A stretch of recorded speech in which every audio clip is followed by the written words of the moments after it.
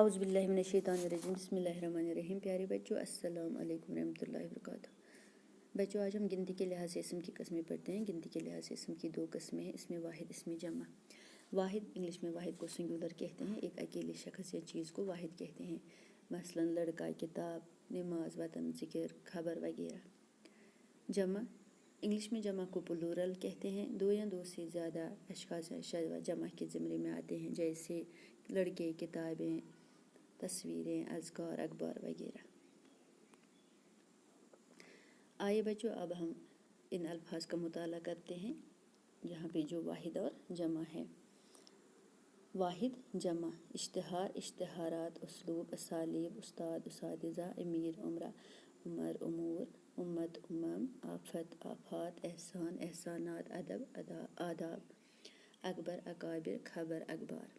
افق، آفاق، اصل، اصول، اسم، اسماء، ارض، اراضی، اثر، آثار۔ ابد، آباد، ابن، ابنا، ادیب، ادبا، اعلیٰ، آلات، آخر، اواخر۔ حاجت، حوائج۔ آیت، آیات، باب، ابواب، بدن، ابدان، بصیرت، بصائر، برکت، برکات، برج، بروج۔ تفصیل، تفاصیل، تصنیف، تصانیف، تاجر، تجار، تصویر، تصاویر۔ ثابت، ثوابت، تکلیف، تکالیف۔ جسم، اجسام، جنس، اجناس۔ جرم، جرائم، حرم، احرام، حادثہ، حوادث۔ حدیث، احادیث۔ حرف، حروف۔ حاکم، حکام، حاضر، حاضرین۔ خط، خطوط۔ خلیفہ، خلفاء۔ رکن، رکوع۔ ملک، ممالک۔ دفتر، دفاتر۔ دہر، دہور۔ زرع، زراعت۔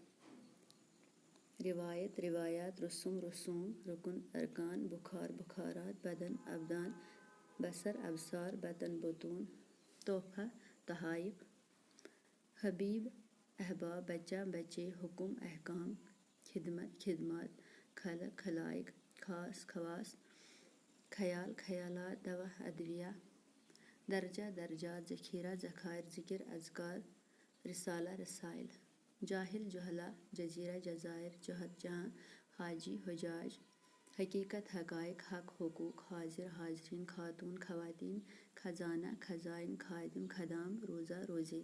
سیر، اسرار۔ سلف، اسلاف۔ سیرت، سیر۔ دوائی، ادویات۔